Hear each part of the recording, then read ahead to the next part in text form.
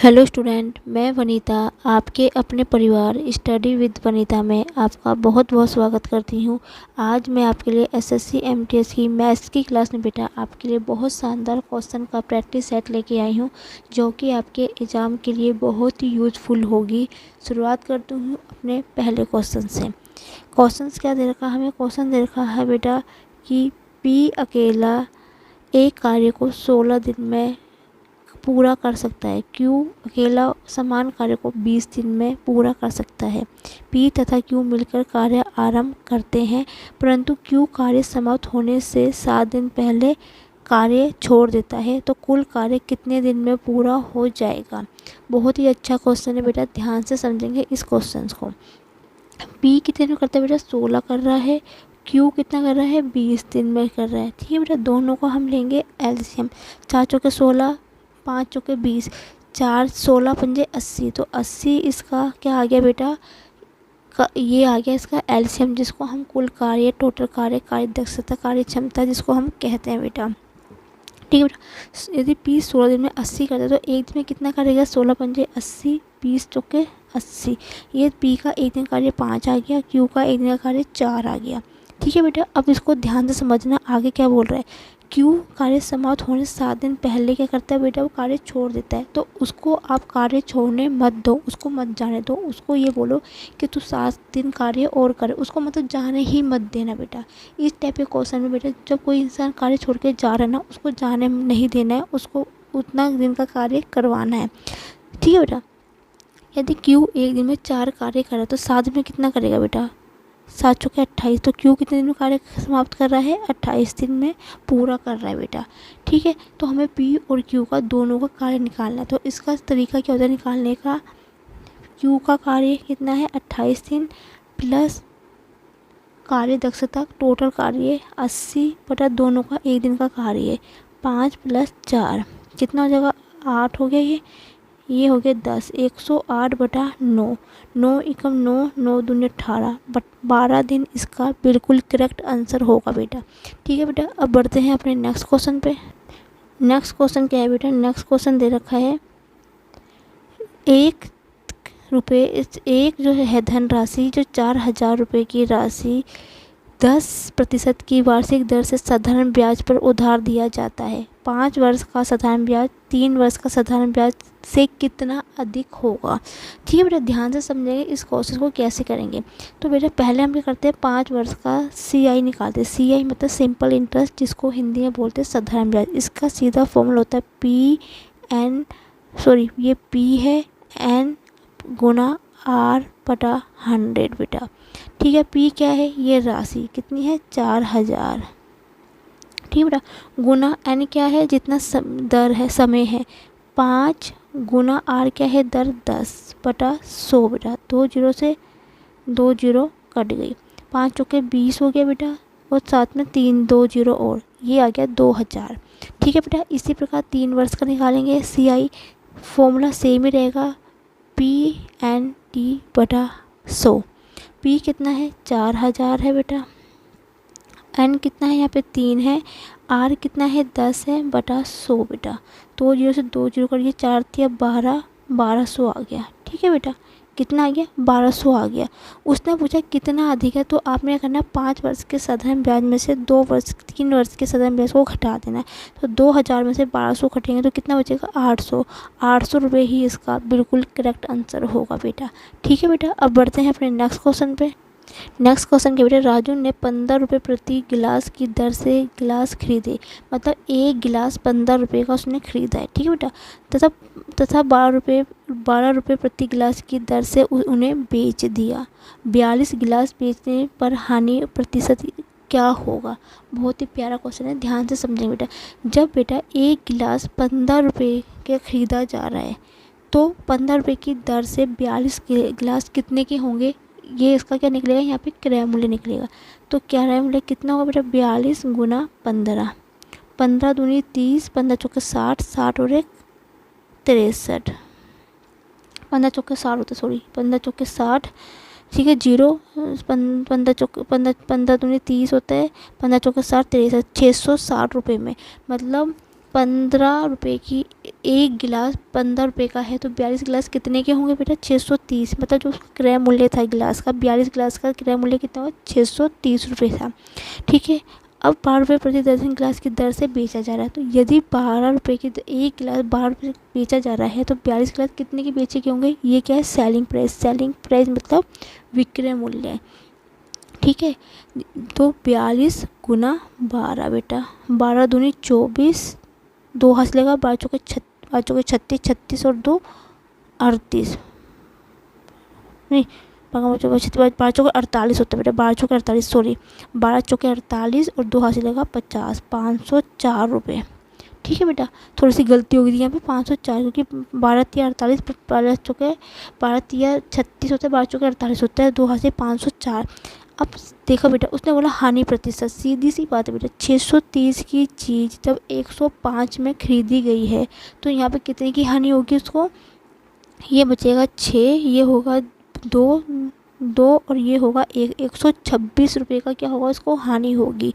हानि मतलब लॉस होगा। तो हानि प्रतिशत निकालने का फॉर्मूला होता है हानि बटा क्रय मूल्य। क्रय मूल्य 360 है, गुना 100 बेटा, 0 से 0 करेगी, 63 दूनी 126 होता है, 10 गुना 2 20%। इसका करेक्ट आंसर होगा ऑप्शन नंबर सी। ठीक है बेटा, अब बढ़ती हूँ अपने नेक्स्ट क्वेश्चन पे। नेक्स्ट क्वेश्चन बेटा, एक समबाहु त्रिभुज की भुजा दे रखी 2 × √3 सेंटीमीटर की ऊंचाई क्या होगी? मतलब आपको समबाहु त्रिभुज की ऊंचाई बताइए बेटा। ऊंचाई का फॉर्मूला होता है √3a/2। समबाहु त्रिभुज की ऊंचाई निकालने का फॉर्मूला होता है h बराबर होता है √3a/2। और ये भुजा दे रखी है, ये आपको a की वैल्यू दे रखी है, तो फॉर्मूला क्या होगा? 3 × 2 गुना √3/2। 2 से 2 कट गया, 3 की गुना तब 3 से करेंगे। ठीक है बेटा, √3 की गुना √3 से होगी तो कितना आएगा बेटा? 3 आएगा। तो इसमें से कोई भी ऑप्शंस नहीं है, तो ऑप्शन नंबर ई इसका करेक्ट आंसर होगा 3 सेंटीमीटर। ठीक है बेटा, अब बढ़ते हैं अपने नेक्स्ट क्वेश्चन पे। नेक्स्ट क्वेश्चन क्या बेटा? 36 और 48 से पूरी तरह से विभाज्य 4 अंकों की सबसे बड़े और सबसे छोटी संख्या के बीच का अंतर ज्ञात करना। वेरी वेरी इंपॉर्टेंट क्वेश्चन है बेटा, ध्यान से समझना इस क्वेश्चन को। सबसे पहले बेटा आपने क्या करना है? 36 और 48 का क्या करना है बेटा? एलसीएम ले लेना। जब आप तीनों का एलसीएम लोगे तो कितना आएगा? दोनों का 144 आएगा। ठीक है बेटा, ठीक है बच्चा। अब आपको पता है 4 अंकों की सबसे छोटी संख्या क्या होती है? 4 अंकों की सबसे छोटी संख्या क्या होगी? ये होगी बेटा 99999, सॉरी 4 है 4। ठीक है बेटा, और सबसे बड़ी संख्या क्या होगी? 1000, 1 3 4। ठीक है बेटा, 1000 होगी सबसे बड़ी संख्या, और 999 होगी 9999 होगी सबसे छोटी संख्या। ठीक है बेटा, ठीक है बेटा, क्योंकि आप बस इतना ध्यान रखना कि कोई भी छोटी सी संख्या पूछी जाती है तो 99 होगी, 999, 3 होगी तो 4 की होगी तो 4 बार 9, 5 होगी तो 5 बार 9, 6 होगी तो 6 बार 9। और जब भी छोटी बड़ी संख्या पूछी जाती है 10, 100, 1000, 10,000, 1000, लाख, 10 लाख, जितने अंकों की उतनी जीरो लग जाती है। बस इतना आप इसको समझना। तो इसको तरीका क्या होता है निकालने का? तो आपने क्या करना है? पहले सबसे जो 4 अंकों की छोटी संख्या है, पहले आपने क्या करना है? उसको भाग देना 144 से, जो आपने क्या किया? एलसीएम लिया है 999। ये कितनी बार जाएगा बेटा? ये जाएगा 6 बार जाएगा, 6 बार 664 आएगा। ठीक है बेटा, घटाएंगे तो कितना आएगा? ये 5 होगा, ये 3, ये 13। आप क्या करेंगे? यहाँ से 9 उतार दूंगी तो कितनी बार जाएगा? ये जाएगा, एक सेकंड, 9 में से 5 के 5। ठीक है, अब ये जाएगा आई थिंक कितनी बार? 9 बार देखूँ करके, 9 बार करती हूँ। 9 चौके 36, 36 और 3 39 का 3 हासिल लगा, 3 हासिल लगा, 9 एकम 9 12, ये इतना आ गया बेटा। ठीक है, 1296। ठीक है, तो इसमें से घटाएंगे तो कितना आएगा? ये 3 हो जाएगा, इसमें से ये 6, 63 क्या आ गया मेरे को? शेष फल पड़ गया। रिमाइंडर कितना बचा? 63 बचा। ठीक है बेटा, जो शेष फल होता है। इसी प्रकार इसको 144 को 1000 से भाग दूंगी बेटा। ठीक है बेटा।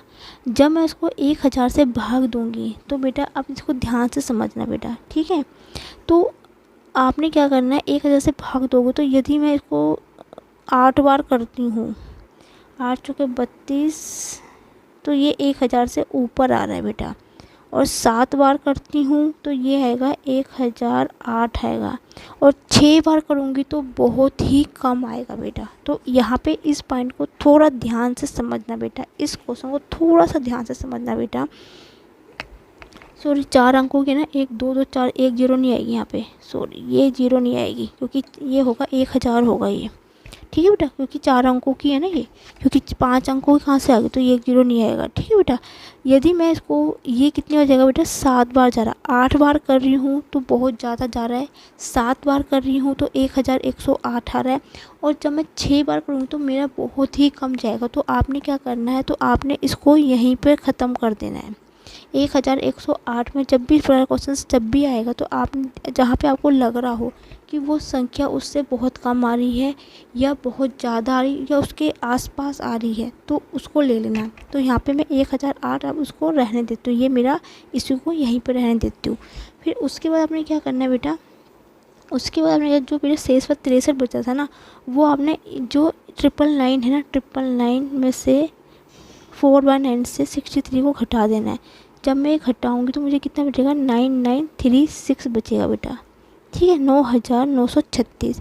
इसी प्रकार 1000 में से 1008 घटाऊँगी तो आपने क्या करना है बेटा, 1000 ये 8 आ रहा है, ठीक है बेटा। तो आपने यहाँ पे ये चीज़ नहीं घटानी है क्योंकि ये 1000 से ऊपर आ रहा है, तो आपने इसी ही वैल्यू को मान के लेके चलना है। तो आपसे अंतर पूछा है तो आपने 1008 में से 9936 को आपने करना है घटा देना है, ठीक है बेटा। जब आप 9936 में से 1008 घटाओगे तो कितना बचेगा बेटा, ये बचेगा 8928 बचेगा। तो ऑप्शन नंबर कितना इसका, ऑप्शन नंबर डी इसका बिल्कुल करेक्ट आंसर होगा। बस इस क्वेश्चन को यहाँ पे समझने की ज़रूरत है बेटा।